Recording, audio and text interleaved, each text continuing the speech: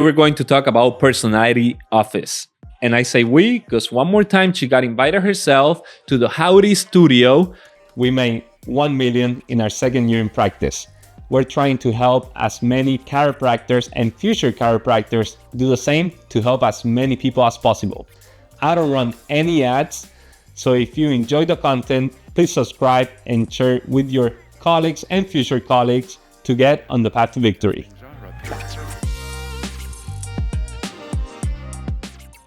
Emily, my lovely wife, thank you for joining us again.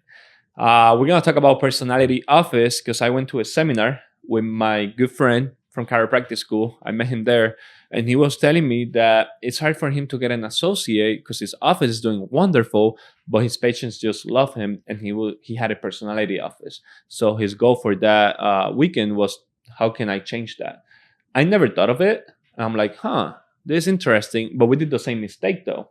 Because I remember when we started, if I missed a day, you had to see my patients and they were complaining about it. And vice versa, when you miss a day, I was seeing your patients that were complaining about it. Mm-hmm. So we were creating a personality office. Yes. So we had to change that based on our system. Do you want to talk about that? Yes. In our experience, if you have a personality practice, it's not sustainable.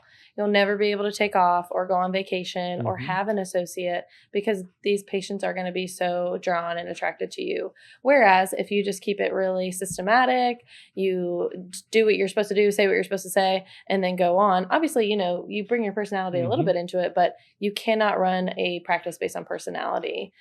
We have to have things that are automated.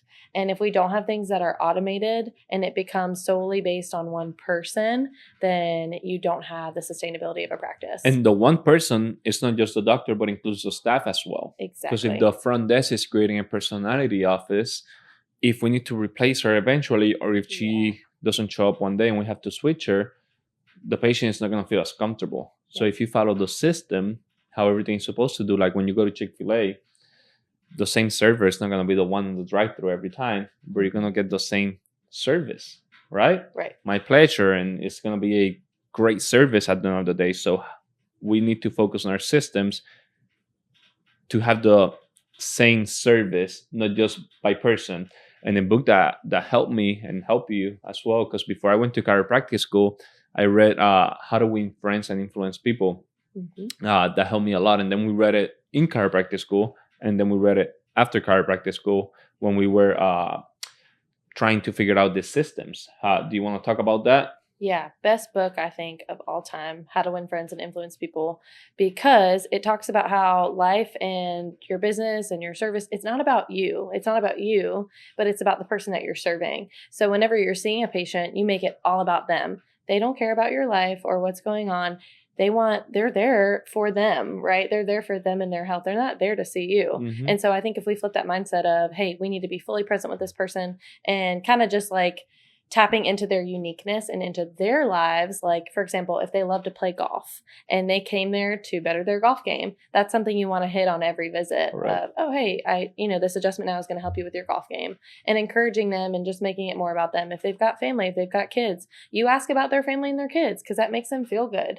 And so whenever we can, train that to people, to staff, to associates, that helps them to kind of get to know the systems a little bit better, so that if we are to be off for 2 weeks in Puerto Rico, now that we're leaving, they still know what to do, even though they've never seen this patient before in their life. Correct. And it happens in every business, and we're making that mistake. And then we learned this at church as well. If the head pastor doesn't show up on a Sunday, everything is still running smoothly because it's not a personality church. If not, they have a good system when it's established to that. As well, Dr. Jimmy and Dr. Bryce, our associates, we trained them. We did pretty good with them, and the aspect of not creating that, because when they leave on vacation, I could see their patients, and their patients don't care. They're like, oh no, yeah, that's great. Like, not one single person of them has complained. So that's pretty cool. Have they been implementing that system since they started, and they didn't have to go downhill how we did to then go up? Exactly. And BJ Palmer said this way back in the day, that you should be able to leave your practice for a year long, travel the world, do what you want to do. And then you come back to your practice or your business, and not only has it been sustained, it hasn't lost anybody, but it's actually grown. And so if we're able to implement really quality systems and we can train people on that automation and the same systems and just doing the same thing, then the business should not only be sustained, but it should grow. And that's how we should treat our practice, our patients, and training and all that moving forward. There's another really good book that talked about this, because you mentioned it before, the 1 Minute Manager Meets the Monkey, where they talk about a manager who's indispensable is actually harmful to the business. Because if there's one person who only you can rely on that person to get a job done, that's a really dangerous thing. All right. Yeah. What about when that person's out sick? What about when they leave or they have a baby? And now who's going to do that task? And who's going to do that task like that person? We have to have reproducible stuff. Otherwise, things don't get done. And then people rely on that one person to get it done in that way. So you have to be able to train, automate, and have reproducible systems. Right. And a simple example of that, if we wouldn't done that, I wasn't able to go to Raleigh. Yes. So even when I left, we had the best month ever. So we were able to do that. But as well in Raleigh, I had to teach them how to do that, because I didn't want to create a personality office there that the patient just want to see me, but has to see the head doctor in that clinic. Right. So that was pretty nice, just creating that as well with the staff. As one of them is about to give birth, we're probably going to have to bring another staff. So we're not creating that personality office. It's been pretty nice. So if you're a student, you might struggle with this when you start. If you have any question, just let us know. And if you're a chiropractor right now in the business and you're struggling with a personality office, just reach out, see if we can help you. We could show you more mistakes that we've done. That way you don't keep doing them.